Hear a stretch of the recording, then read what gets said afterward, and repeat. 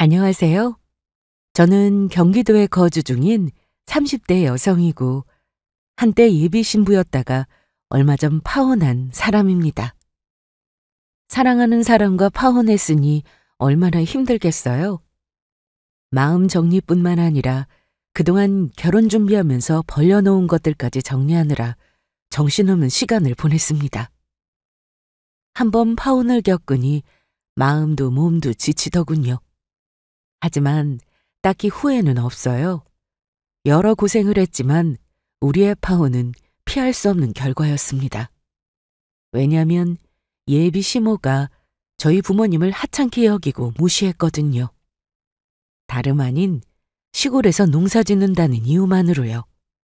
그래서 파혼했습니다. 제가 사랑하는 부모님을 무시하는 집안이라면 저도 싫어요. 우리 부모님은 조금도 무시당할 이유가 없는 분들이거든요. 뒤늦게 남자친구와 그의 엄마는 후회하면서 저를 붙잡았지만 일어난 일을 없던 일로 돌이킬 수는 없는 법이잖아요. 마냥 후회하게 그냥 내버려 뒀습니다. 그럼 지금부터 제 이야기 시작할게요. 남자친구와 저는 지인의 소개로 만나 연애를 시작했고 연애 인연이 조금 안 됐을 때 결혼을 결심했습니다. 결혼 준비를 본격적으로 시작하기에 앞서서 양가 집안에 인사부터 드리기로 했죠. 남자친구가 우리 집에 인사드리러 왔을 때 별다른 문제 없이 결혼 허락받고 잘 마무리했습니다. 남자친구가 그러하듯 저도 잘 넘어갈 거라 생각했죠. 그러나 제가 생각한 것처럼 흘러가지 않았습니다. 그렇다고 거세게 반대하거나 저를 싫어하신 건 아니지만 뭐랄까요? 은근히 탐탁치 않아 한다고나 할까요? 그런 느낌을 받은 건 저희 부모님에 대해 말하고 난 뒤였습니다. 그 앞에서는 저와 결혼에 관한 이야기만 주고받았거든요. 저는 본가에서 나와 자취를 하고 있었고 부모님은 지방에 거주하고 계셨습니다.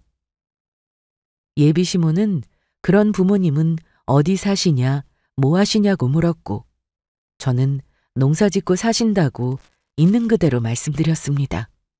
그러자 잠시 주춤하시더니 미묘하게 표정이 바뀌었어요. 다른 사람들은 알아차리지 못했지만 저는 알 수 있었습니다. 남자친구의 눈치를 살피며 멋쩍게 웃더니 그러시냐고 그냥 넘기더군요. 분명 시모의 표정이 바뀌는 걸 두 눈으로 목격했는데 말입니다. 그리고 그 다음부터는 은근히 저희 부모님을 무시하는 듯한 말을 하기 시작했어요. 상견례는 이쪽에서 할 거니? 그래, 아무래도 여기서 하는 게 낫겠다. 우리가 시골로 내려가봤자 마땅한 곳이 있겠어? 후진 곳들밖에 없겠지. 이참에 부모님 서울 구경 시켜드리면 되겠네. 분명 좋아하실 거야.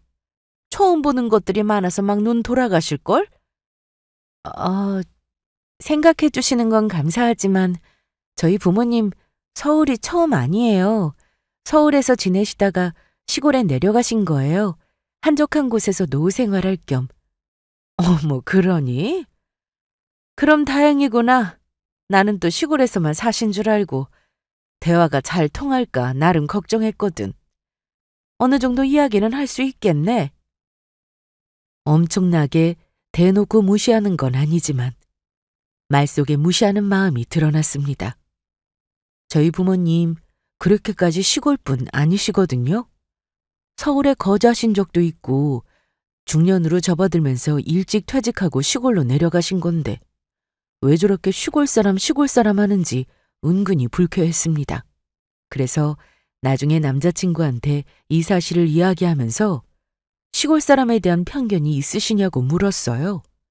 그러자 그런 거 전혀 없다고 말하고는 갑자기 그런 건 왜 물어보냐고 아무것도 모르는 눈치였습니다. 답답한 마음에 은근히 우리 부모님을 무시하는 거 못 느꼈냐고 물었더니 언제 그러냐고 하더라고요. 에? 우리 엄마가 언제? 난 못 들었는데. 시골은 후진 것들밖에 없다. 말이 통하겠냐 등등 그렇게 말씀하셨잖아. 에이, 그건 그냥 하신 말씀이지. 그게 어딜 봐서 무시하는 거야. 시골 사람들은 사투리도 막 쓰고 그러니까 혹시나 말이 안 통하면 어쩌나 그런 뜻이었겠지. 그러니까 그게 무시하는 거지. 우리 부모님이 무슨 외국 사람도 아니고 같은 한국 사람인데 말이 안 통할 리가 있어? 그리고 요즘은 옛날 같지 않아. 지방에 잘해놓은 곳들이 얼마나 많은데.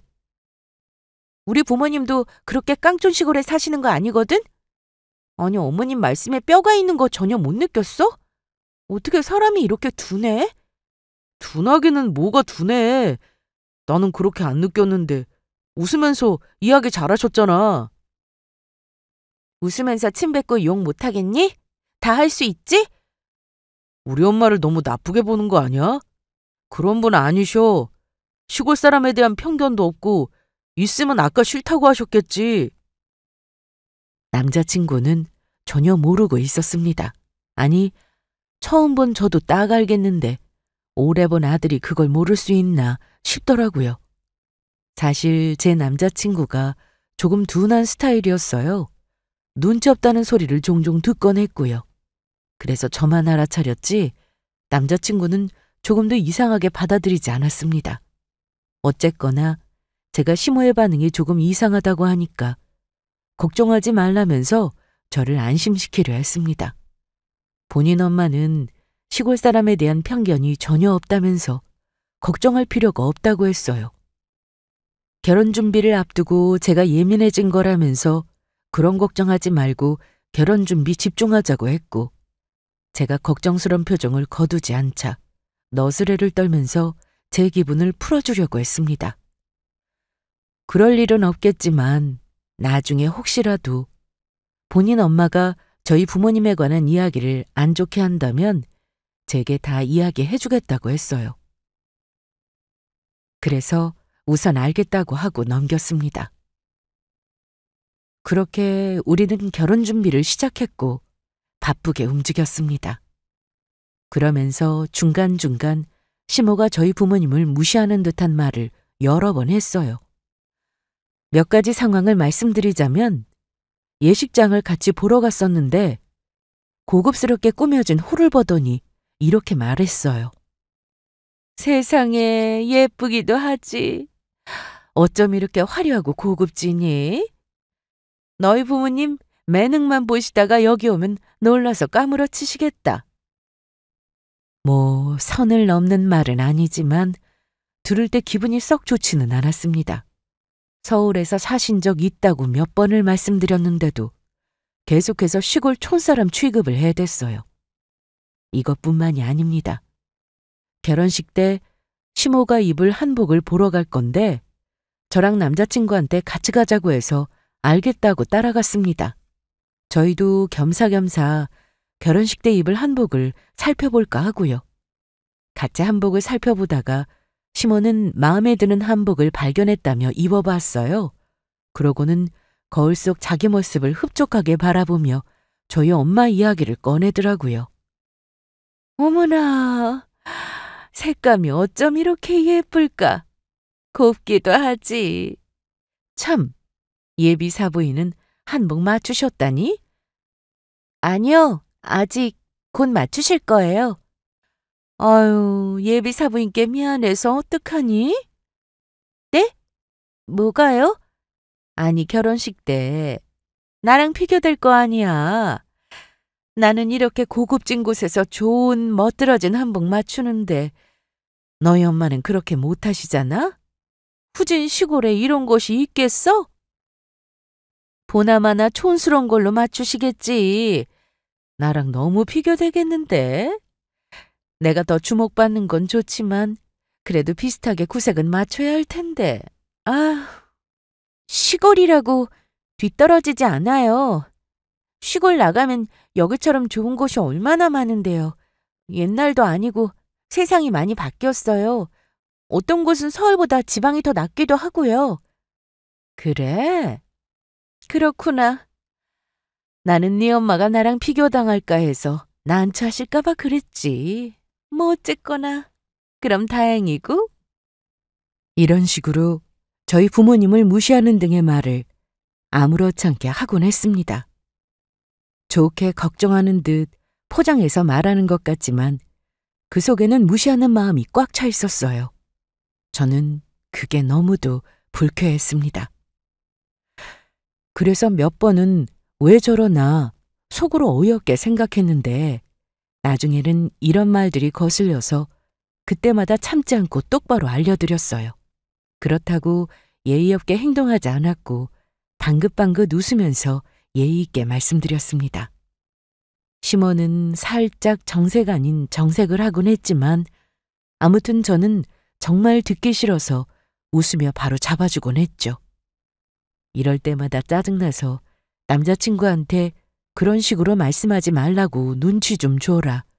중간에서 네 역할이 중요하다고 이야기하는데 남자친구는 전혀 모르겠다면서 굳이 그런 말씀을 드릴 필요가 있는지 모르겠다고 하더군요. 저는 계속해서 시모의 말에 뼈가 있다고 느껴지는데 남자친구는 너무 안일하게 반응했습니다. 도대체 엄마가 왜 예비 장인 장모님을 무시하냐? 그럴 리가 없다. 그거 제가 예민하게 생각하는 거라고 하더군요. 이런 일로 남자친구와 몇 번 싸우기도 했습니다. 진짜 남자의 역할이 참 중요한 것 같아요. 이럴 때 중간에서 똑바로 행동해주면 부부 갈등? 심각하게 번지지 않아요. 그 전에 대충 마무리될 겁니다. 아무래도 예비 며느리가 말하는 것보다 아들이 시모한테 말하는 게 더 낫지 않겠어요? 그래서 모르겠으면 그냥 내가 하라는 대로 전하라고 했더니 그것도 싫다고 고집을 피웠어요. 본인이 생각했을 때 본인 엄마는 크게 잘못한 게 없는데 왜 그렇게 해야 하냐고 이해를 못했습니다. 이런 일이 몇 번 반복되니까 저는 결혼에 관한 생각을 조금씩 생각해보게 되었어요. 그러던 중 상견례를 보름 정도 남겨뒀을 때 시모가 갑자기 전화해서는 본인이 아는 곳으로 부모님을 모시고 싶다고 하더군요. 남자친구랑 열심히 찾아보고 고르고 골라서 괜찮은 곳을 예약해둔 상태였습니다. 이미 방문하는 인원이며 뭘 먹을지 예약까지 다 해놓은 상태인데 갑자기 거기를 취소하고 본인이 아는 곳에서 상견례를 진행하자고 하니까 난처했습니다. 그래서 왜 그러시냐? 이미 예약 다 해놨다고 했더니 시모는 저희 부모님을 위해서 그러는 거라고 했어요. 이미 예약까지 다 해놓은 상황이라 취소하기 조금 그런데요. 그냥 저희 예약한 곳에서 예정대로 상견례하는 게 어때요? 취소할 수 있는 기간도 지난 상황이라 애매하거든요. 거기 분위기도 좋고 음식도 다 괜찮다고 했어요. 아유, 너희들이 알아본 곳이니 당연히 괜찮겠지. 하지만 내가 가자고 하는 것도 진짜 괜찮은 데야. 내가 진짜 예비 사돈이랑 사부인께 맛있는 거 대접하고 싶어서 그래. 아마 엄청 좋아하실걸? 거기 사람 많아서 예약하기도 힘든데 아는 사람 찬스로 겨우 자리 확보한 거야. 원래는 사람들이 하도 많아서 줄 서서 기다려야 하거든. 예약도 힘들고. 상견례 한다고 먼 곳에서 올라오시는데 맛있는 거 대접해야지.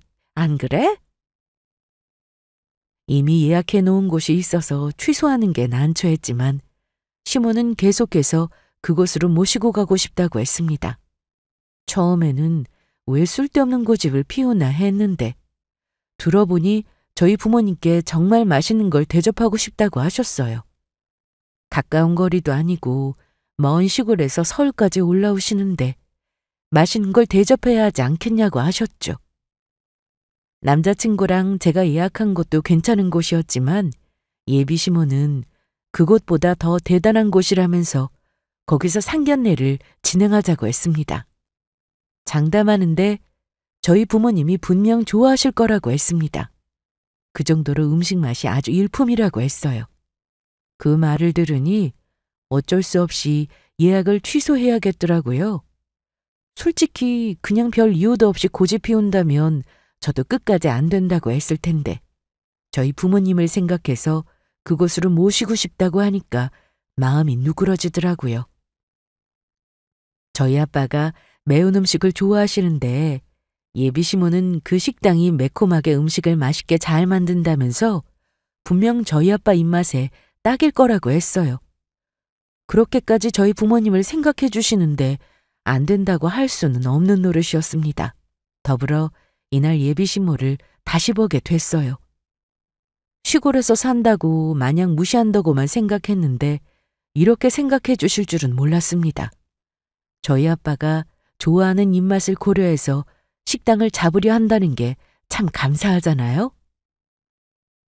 그전에는 무시가 섞인 말 때문에 시모를 안 좋게 생각했습니다. 이런 일로 남자친구랑 말다툼까지 하니까 결혼을 다시 생각하게 되었고요. 그러던 중 저희 부모님을 위해서 그것으로 하자고 하니 지난날의 서운함과 감정이 쉽게 풀렸습니다. 한편으로는 그래, 이렇게 생각해 주시는데 그동안 내가 너무 안 좋게만 생각했구나 반성하는 시간도 갖게 되었죠. 이렇게까지 생각해 주시는 줄 몰랐고 의외라고 생각되었지만 어쨌거나 감사한 마음이 들었어요. 그래서 예약하기 난처한 상황이었지만 기꺼이 그렇게 하겠다고 했습니다. 시모 말이 그 음식점 직원이랑 본인이 잘 아는 사이라서 지인 찬스로 서비스도 많이 받을 수 있다고 했고 본인들을 더 신경 써주겠다는 약속도 받았대요. 그러니 본인만 믿으라고 했습니다. 저는 정말 순수하게 저희 부모님을 이렇게나 생각하고 배려해 주신다니 너무 감사하다. 그렇게 생각하고 예비 시모의 뜻을 따랐어요. 이번 일로 제가 시모한테 감동하고 다시 생각하는 계기가 됐다고 하자 남자친구 역시 본인 엄마가 그러신 분이라면서 이제야 답답함이 좀 가신다는 듯 큰 소리를 쳤습니다. 거봐, 우리 엄마가 그러신 분이라니까. 촌이고 뭐고 그런 색안경 없으신 분이야. 그냥 생각나는 대로 솔직하게 말씀하시는 것뿐이지. 우리 엄마가 어떤 분인지도 모르고 여태 오해나 하고 말이야. 괜히 말 들어서 엄마한테 뭐라고 했으면 어쩔 뻔했어. 그럼 우리 엄마 엄청나게 서운해하셨을걸? 둘 사이도 안 좋아졌을 거고. 내가 말 안 하기를 100번 1000번 잘했지? 아무튼 앞으로 이상한 오해하지 말고 엄마랑 잘 지내. 이렇게 예비사돈 챙기는 시어머니가 어디 있어? 본인의 엄마는 절대 그런 사람이 아니라면서 여태까지 중에서 제일 큰 소리를 쳤습니다. 그러면서 세상에 이런 시어머니가 어디 있냐고 앞으로 쓸데없는 생각 말고 잘하라고 했어요. 다른 시어머니들은 예비사돈이고 뭐고 그저 자식만 생각하는 경향이 많은데 먼 길 오시는데 입맛까지 배려해 주시는 게 어디 흔하냐고 했습니다.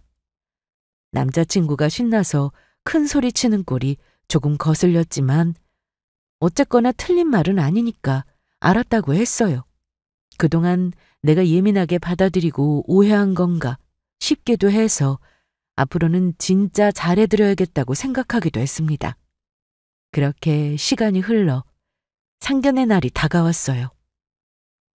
저는 그 전에 예비시모가 알아놓은 음식점이 어디인지 궁금해서 미리 주소를 여쭤봤어요. 인터넷으로 검색해서 겸사겸사 찾아보려고 했죠. 그런데 예비시모의 반응이 조금 이상했습니다. 뭐랄까요? 자꾸만 말을 빙빙 돌리면서 피하는 기분이라고 해야 할까요?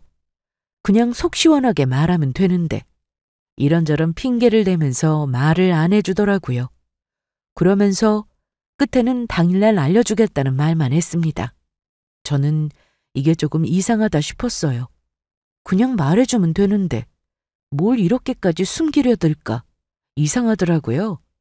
그래서 뭐 얼마나 대단하길래 이렇게까지 말씀 안 해주시냐고 우스갯소리를 슬쩍 떠봤더니 예비시모가 당황한 듯 하다가 나중에는 깜짝 놀라게 해주고 싶어서 그런다고 했습니다. 보나마나 미리 알아볼 텐데 그러면 재미가 없지 않겠냐고 하더라고요. 그러면서 그냥 본인을 믿으라고 했습니다. 분명히 마음에 들어 하실 거고 손님들 바글바글하기로 유명한 곳이니까 후회하지 않을 거라고 말이죠. 뭔가 알 수 없는 기분에 찜찜했지만 하도 자신있게 말씀하시니까 알았다고 했어요. 그리고 상견례 날, 당일에 저는 너무도 놀라서 경악하고 말았습니다. 그렇게 자신있어 하던 예비시모가 알려준 곳이 정말 말도 안 되는 곳이었기 때문이에요. 여자의 감은 정확하다고 하죠? 그 말, 정말입니다. 제가 이번에 뼈저리게 느꼈어요. 예비시모가 어디서 상견례를 하는지 계속 말 안 해주고 숨기는 게 이상하고 뭔가 찜찜했거든요. 진짜 알 수 없는 뭔가를 느꼈어요. 불안한 마음도 조금 들었지만 그래도 에이 아니겠지. 애써 좋게 생각했습니다. 그런데 역시나 예비시모는 저를 실망시키지 않았어요. 애써 모른 척하고 넘겼던 불안한 마음이 그대로 적중했습니다. 상견례 당일 저는 부모님 도착 시간에 맞춰서 차를 끌고 터미널로 향했어요. 약속된 시간에 부모님께서 버스에 내리셨고 맞춰서 예비시모에게 상견례 장소를 알려달라고 했습니다. 그러자 문자로 보내주겠다고 해서 차에서 잠시 기다렸더니 곧이어 문자가 한 통 도착하더군요. 시간이 촉박할 듯해서 미처 알아볼 새도 없이 알려준 주소를 내비게이션에 찍고 바로 출발했어요. 그리고 도착했을 때 아니, 이게 뭐지? 너무 황당해서 어떠한 말도 할 수 없었습니다. 마치 고장난 것처럼 굴게 되더라고요. 거짓말 안 하고 같은 자리를 몇 번이나 빙글빙글 돌았는지 모릅니다. 왜 그러냐고요? 아니, 예비시모가 알려준 곳에 도착했더니 웬 국밥집이 하나 보이더라고요. 그래서 저는 너무 당황해서 아니 이게 뭐지? 왜 여기로 나오지? 이상하다. 내가 주소를 잘못 찍었나? 몇 번이고 확인했어요. 그런데 아무리 눈을 씻고 다시 봐도 분명 예비시모가 알려준 곳이 맞았습니다. 그러니 얼마나 당황했겠어요? 봤을 때 다른 길로 빠지는 건 없는 것 같은데 왜 국밥집만 보이지? 국밥집 뒤로 내가 모르는 다른 길이 있나? 별의별 생각이 다 들었어요. 그래서 너무 이상해서 바로 남자친구한테 전화를 걸었죠. 그런데 전화를 받지 않는 겁니다. 뭐지? 왜 안 받지? 운전한다고 바쁜가? 싶어서 그냥 예비시모한테 전화를 걸었어요. 알려주신 주소로 도착했는데 국밥집만 보인다고요. 아무래도 주소를 잘못 알려주신 것 같다고 말이죠. 그러자 예비시모는 너무도 아무렇지 않게 제대로 찾아왔다고 하더군요. 어머님, 알려주신 주소에 도착했는데 뭔가 잘못된 것 같아요. 몇 번을 확인해도 국밥집만 나오네요.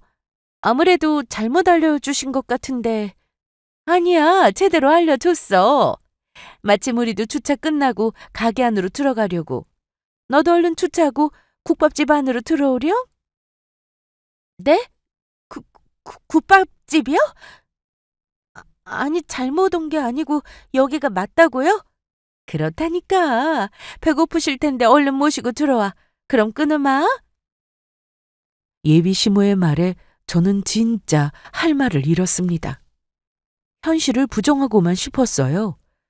먼 길을 오신 부모님께 대접하고 싶다는 게 기껏 국밥이라니. 어이가 없어서 내가 지금 꿈을 꾸나 이게 현실이 맞나 혼란스럽기까지 했습니다. 부모님은 뭐가 어떻게 된 거냐고 물으셨고 저는 일단 들어가서 확인해 봐야 할 것 같다면서 서둘러 주차를 마치고 부모님과 함께 안으로 들어갔어요. 예비시모의 말대로 국밥집은 정말 사람들이 바글바글 했습니다. 가게 앞에서부터 대기 손님들로 쭉 줄이 서 있었어요. 안에는 대화 소리가 잘 안 들릴 정도로 시끌시끌했습니다. 저마다 앉아서 맛있게 국밥을 먹고 있었고 여러 명의 직원은 바쁘게 움직였어요. 진짜 무슨 시장통 같았습니다. 여러분들은 시장통에서 상견례 해보신 적 있으세요? 지금이 무슨 6.25 시대도 아니고 조용하게 이야기 나눠야 할 상견례를 국밥집에서 하냐고요. 제가 국밥집을 싫어하거나 비하하는 게 절대 아닙니다. 아니, 상황에 맞는 장소라는 게 있잖아요.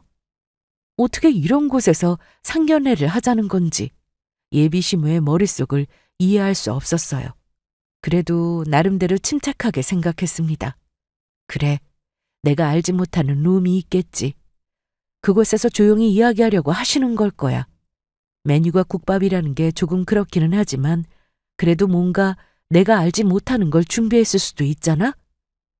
진짜 머리를 열심히 회전시켰습니다.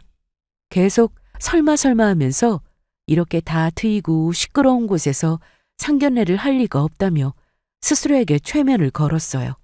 하지만 곧 그마저도 산산이 부서졌습니다. 예, 여기야, 여기! 이쪽! 어디선가 저를 부르는 예비시모의 목소리가 들려왔습니다.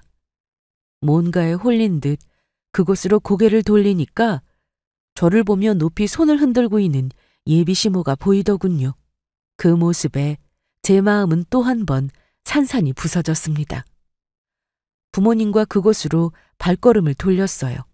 우리가 다가서자 남자친구가 일어나서 저희 부모님께 인사를 드렸고 예비시모는 어서 앉으라며 음식은 미리 시켰으니 곧 나올 거라고 했습니다. 저는 도무지 이 상황이 믿기지 않아서 남자친구를 쳐다봤어요. 그런데 남자친구가 제 시선을 피하더라고요. 아마 본인도 이런 곳인 줄 몰랐을 겁니다. 당황해서 제 얼굴을 못 보는 거였겠죠. 계속 제 눈을 피하길래 하는 수 없이 예비시모에게 어떤 음식이 나오는지 물었어요.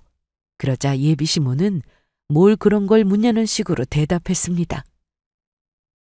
어머님, 음식은 뭐 나오는 거예요? 설마 국밥은 아니죠? 어머, 국밥집에서 국밥 말고 나올 게 뭐 있어? 당연히 국밥이지. 네? 아니, 아무리 그래도 국밥은 조금... 여기 국밥 맛있어. 밖에 사람들 줄 서 있는 거 봤지? 여기 진짜 유명한 데야. 내 지인이 여기서 일하니까 그 찬스로 줄 안 서고 들어온 거야. 안 그러면 우리도 줄 서서 먹어야 해.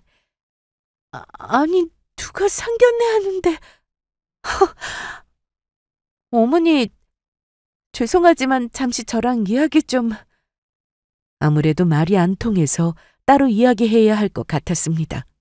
저는 속이 부글부글하기만 한데 예비시모는 상황의 문제점을 모르는지 터무니없는 소리만 해댔어요.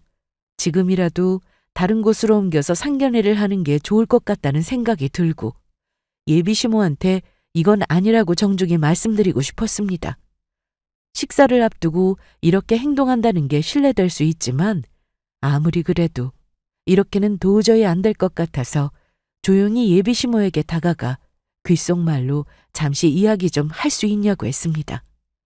제가 할 말이 있다고 하자 예비시모는 알았다고 했고 그렇게 밖으로 나왔어요.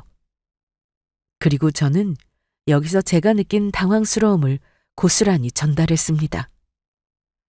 다들 기다리시는데 무슨 일 때문에 그러니? 어머니, 이런 말씀 드리기 죄송하지만 여기 상견례는 적절하지 않은 것 같아요. 아니, 왜? 음식도 음식이지만 일단 시끄럽잖아요. 시장통 같은 분위기에서 뭐 대화나 제대로 할 수 있겠어요? 시끄럽기는 뭐가 시끄러워. 조금 더 크게 말하면 되지. 그리고 음식이 뭐가 어때서? 여기가 얼마나 맛있는 곳인데. 너 지금 국밥 무시하니? 저기 먹겠다고 줄 서 있는 사람들 안 보여? 무시하는 게 아니라 상견례는 예의를 차리는 자리인데 아무래도 국밥은 적절하지 않잖아요. 세상에. 나 참 어이가 없어서. 국밥이 뭐가 어때서? 음식이 다 똑같지. 예의 차리는 음식이 따로 있니? 기껏 생각해서 모시고 왔더니 정말 어이가 없구나. 국밥도 무시하고 예비 시어미 마음도 무시하고 이게 지금 뭐 하자는 거야? 좋은 날 기분 확 상하려고 그러네. 기분 상하게 할 생각으로 드리는 말씀이 아니라 정말 이건 아닌 것 같아서 조심스럽게 말씀드리는 거예요. 일반적으로 국밥집에서는 상견례는 잘 안 하니까요. 그러지 말고 지금이라도 다른 곳으로 옮기는 건 어떠세요? 오다 보니까 괜찮은 고깃집이 있던데 차라리 거기가 조용하고 나을 것 같아요. 예비 시모만 기분이 상한 게 아닙니다. 저도 진짜 기분 팍 상했어요. 하지만 다른 날도 아니고 상견례 하는 날인데 어떻게든 잘 마무리하고 싶었어요. 설마 시모가 일부러 이런 곳을 잡았을까 싶기도 했고 다른 사람들과 다르게 생각하셨을 거라고 좋게 받아들이고 싶었습니다. 내가 먼저 예의를 차려야 상대도 똑같이 예의를 차린다는 말이 생각나서요.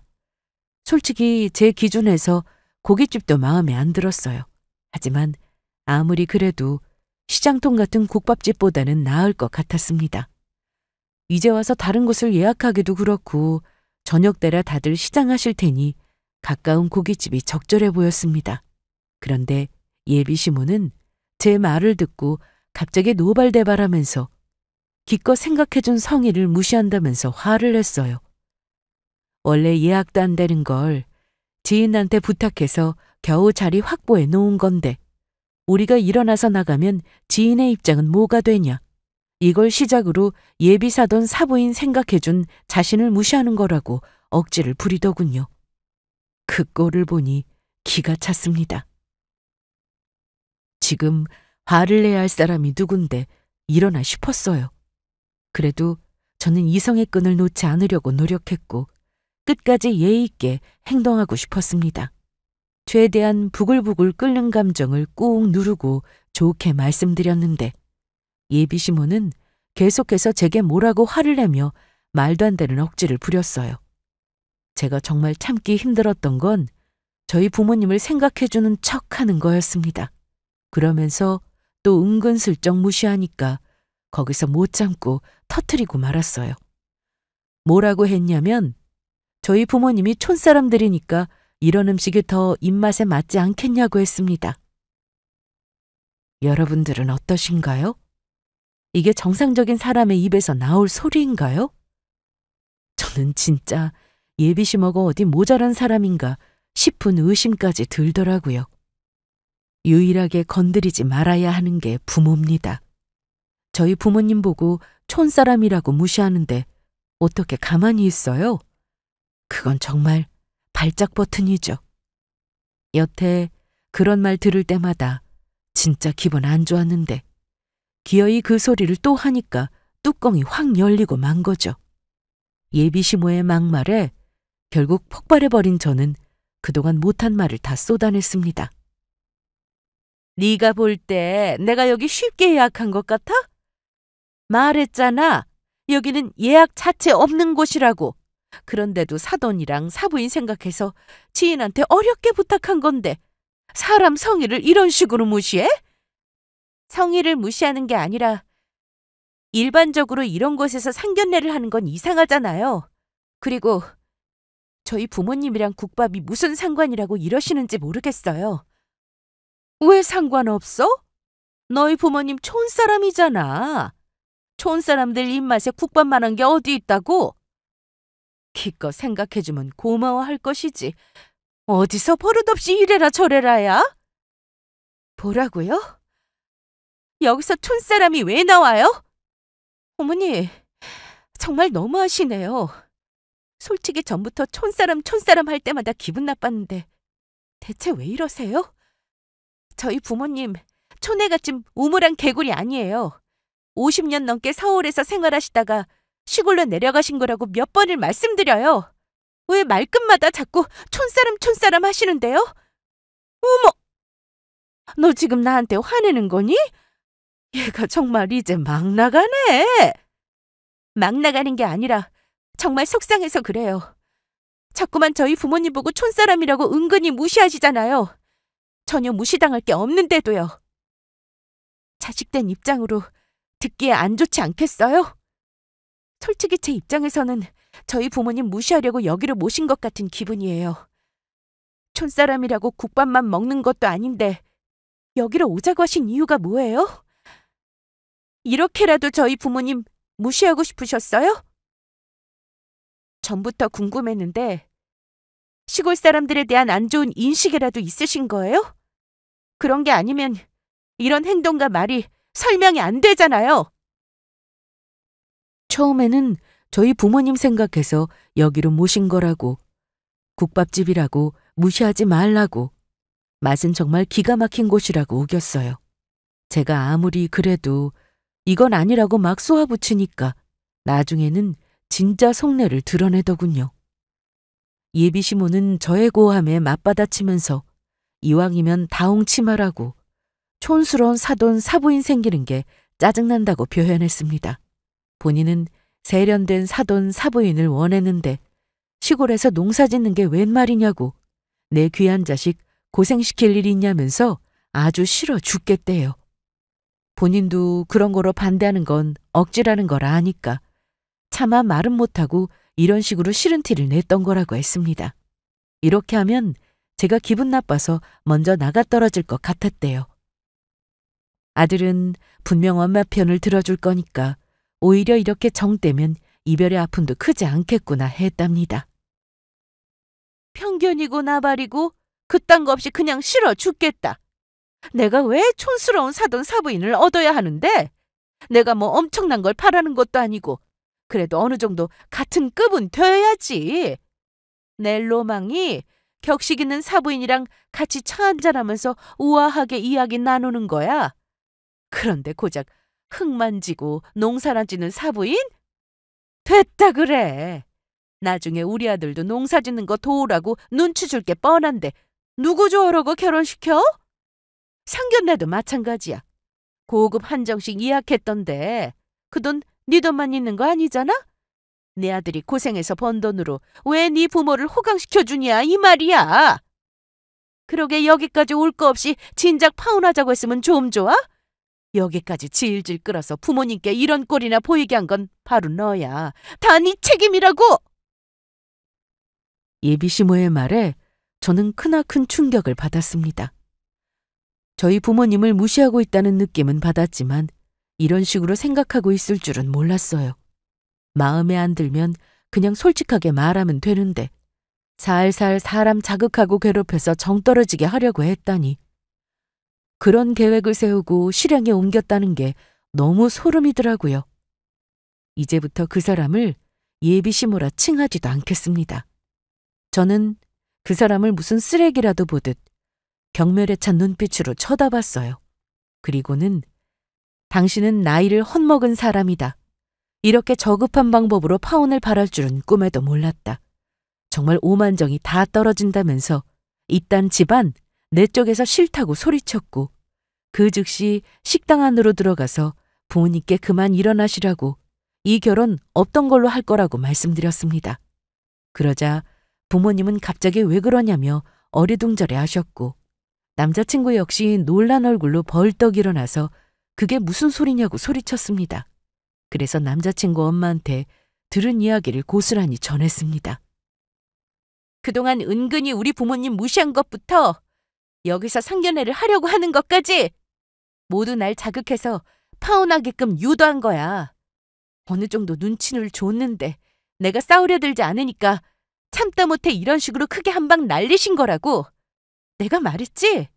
네 엄마 우리 부모님 무시하는 것 같다고. 뭐? 말도 안 돼. 엄마가 그렇게까지 생각하신 거라고? 하도 안 들어와서 무슨 일이 있는 거 아닌가 걱정돼서 나가보려고 했는데 우리 엄마랑 싸운 거였어? 그래서 지금 말도 안 되는 소리로 성질 부리는 거야? 성질이 아니라 사실이야. 못 믿겠으면 네 엄마한테 직접 물어봐. 뭐, 네 엄마? 야, 아무리 화가 나도 그렇지 어른들 계신 자리에서 말을 그런 식으로밖에 못해? 네 엄마가 먼저 우리 부모님 무시했는데 나한테 대접받기를 바라니? 웃기지 마.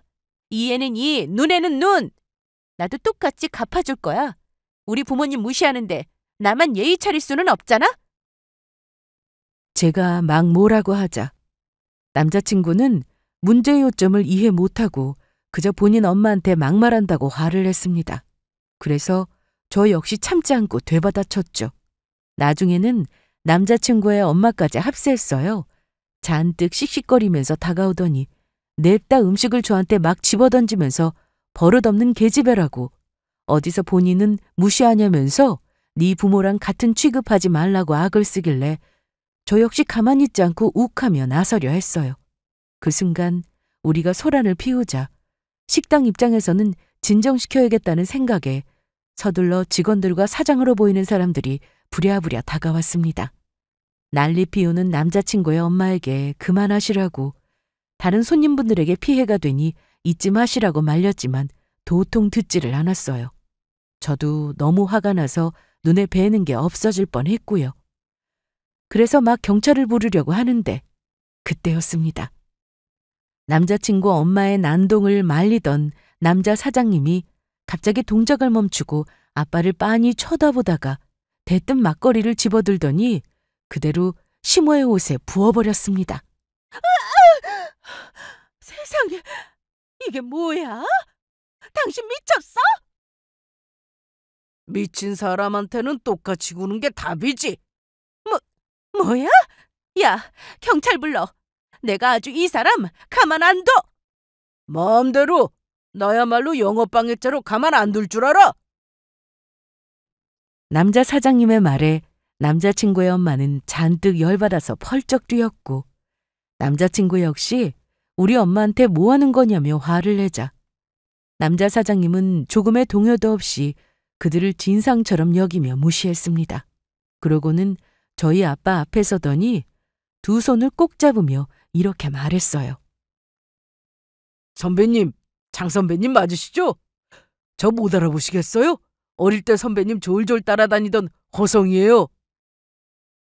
호성이? 아, 그래, 호성이. 남자 사장님은 저희 아빠와 아는 사이인 듯 했습니다. 세상 반갑게 아빠를 보며 인사를 건네셨고, 아빠 역시 남자 사장님의 얼굴을 뚫어지게 보더니 기억난다는 듯 환하게 웃으셨어요. 그리고 남자 사장님은 갑자기 고개를 숙이고 눈물을 훔치며 그동안 어떻게 지내시는지 몇 번이나 찾아뵙고 싶었지만 연락이 끊겨서 그럴 수 없었다고, 이렇게 잘 살게 된 게 다 선배 덕분인데 감사의 인사를 제대로 전하지 못해서 늘 죄송했다며 펑펑 우셨어요. 남자 사장님의 말에 여자 사장님도 놀라서는 아빠에게 같이 감사의 인사를 전하셨습니다. 나중에 알게 된 이야기인데 한때 아빠와 사장님은 동네 친한 선후배 사이였대요. 젊은 시절 자주 어울리며 놀기도 했고요. 동생이 갖고 싶었던 아빠는 남자 사장님을 정말 동생처럼 생각하며 많이 아껴주셨다고 했습니다. 그러다 어른이 되고 나서 남자 사장님은 돈 문제로 힘든 시기를 보내게 되었고 너무 힘든 나머지 극단적인 선택까지 시도했다고 하셨어요. 다행히도 아빠가 빨리 발견해서 목숨을 건질 수 있었다고 하셨습니다. 거기다 아빠는 아무런 말 없이 꽤 큰 액수의 돈을 건네주며 안 갚아도 되니까 포기하지 말고 다시 살아갈 용기를 내보자고 하셨대요. 그리고 그날 많은 결심을 하셨다고 하더군요. 자신의 목숨을 구해주고 돈까지 건네며 많은 것을 도와준 아빠에게 부끄러운 모습은 보이지 않겠노라. 굳은 결심을 하고 그때부터 정말 이 악물고 열심히 살아내셨대요. 아무리 힘들고 때로는 포기하고 싶은 약한 마음이 들어도 아빠를 생각하며 버텼다고 했습니다. 그리고 나중에 도와주신 만큼 꼭 되돌려드리고 싶어서 이곳저곳 지방을 떠돌며 돈이 되는 일이라면 마다하지 않고 참여하셨대요. 그러다 어떤 일을 계기로 아빠와 연락이 끊겨버렸고 이때 몇십 년 만에 만나게 된 거죠. 그분은 연신 어깨를 흔들며 눈물을 보이셨고 아빠께 정말 감사하다고, 선배 덕분에 이렇게 잘 살 수 있게 됐다고, 그때 가족이고 뭐고 다 나를 포기할 때 아빠만이 유일하게 포기하지 않아줬다고 정말 감사하다면서 펑펑 우셨어요. 잘못된 선택을 한 게 부끄러워서 차마 감사하다는 말을 전하지 못했는데 나중에 몸소 행동으로 보여드려야겠다고 생각했는데 감사하다는 말을 전하기까지 너무도 오랜 시간이 흘렀고 이제야 전하게 됐다면서 어린아이처럼 우셨어요. 그 모습에 옆에서 지켜보던 엄마와 저까지 괜히 찡해지면서 눈물이 나더라고요. 그리고 남자친구와 그의 엄마는 이게 무슨 상황인가 하는 표정으로 아빠와 사장님을 연신 번갈아가며 쳐다봤습니다. 그리고 남자 사장님은 결심했다면서 아빠에게 받은 도움을 되돌려드리고 싶다고 했고 가게 2호점을 맡아달라고 하셨어요. 가게 비용이며 뭐며 다 본인이 부담할 거고 레시피 역시 다 전수할 테니 그저 맡아만 주시라고 하더군요. 형님만 괜찮으면 2호점을 내드리고 싶어요. 모든 비용은 다 우리가 부담하겠습니다. 그러니 받아만 주세요. 이런 말씀 드리기 부끄럽지만 저희 가게 손님도 많고 장사 아주 잘 돼요. 돈 많이 버실 수 있을 거예요. 그냥 받은 돈을 돌려드릴까 했는데 그것보다는 이렇게 가게를 넘겨드리는 게 더 의미 있을 것 같습니다. 선배 덕에 생긴 가게니까요. 몸으로 고생하시는 거 하나도 없고 그냥 편하게 카운터 보셔도 되고 직원들 두고 맡기셔도 됩니다. 그리고 잘 굴러가게 제가 그렇게 만들어 놓을게요. 버는 수입 역시 다 선생님이 가지시면 됩니다. 제가 드릴 수 있는 걸 드리고 싶어 그러니 선배님이 맡아주세요. 남자 사장님의 말씀에 아빠는 어떻게 그러냐면서 부담스럽다고 손사래를 하셨지만 남자 사장님은 제발 받아달라며 안 그래도 2호점을 하나 낼까 했는데 마침 이렇게 선배님을 만났다. 이건 하늘의 계시라면서 맡아주실 것을 간곡히 부탁하셨습니다. 이렇게라도 젊은 시절의 진 빚을 갚고 싶다고요.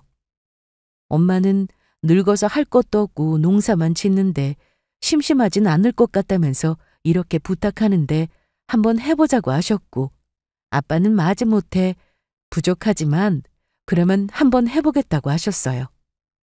그 말에 남자친구의 엄마는 다시 한번 입을 떡 벌리더니 혼잣말을 중얼거리더군요. 얼핏 들어보니 돈과 관련된 이야기였습니다. 가만히 있어봐.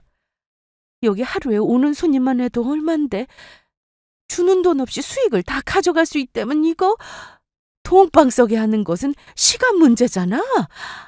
나중에 애들한테 물려줄 수도 있고. 열심히 계산기를 두드려본 남자친구의 엄마는 황급히 제 앞에 서서 이렇게 일이 잘 풀린 건 다 본인 덕 아니냐면서 이걸 무시하면 안 된다고 했습니다. 그러면서 버릇없게 군 거 싹 용서해 줄 테니 파혼은 없었던 일로 하자고 하더군요. 이제 시골에서 농사짓는 사돈 사부인이 아니고 대박가게 운영하는 사장님 아니냐고.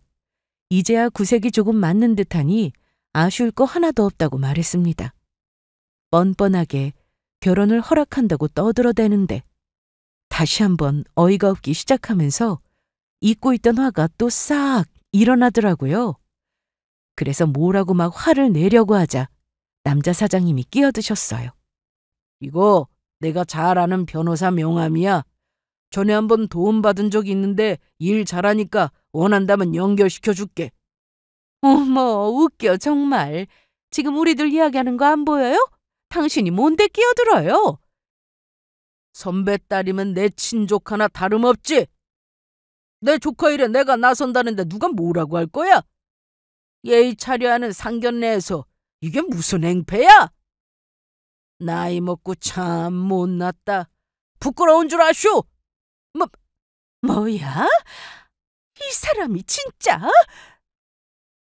사장님이 뭐라고 하니까 남자친구의 엄마는 참지 못하고 또 성질을 있는 대로 부리기 시작했고 사장님은 경찰을 불러 남자친구네 가족을 쫓아냈어요. 우리 부모님 시골에서 사신다고 무시하더니 본인은 아주 대단한 교양 나셨습니다. 그렇게 교양 있는 사람이 이게 무슨 추태인가요?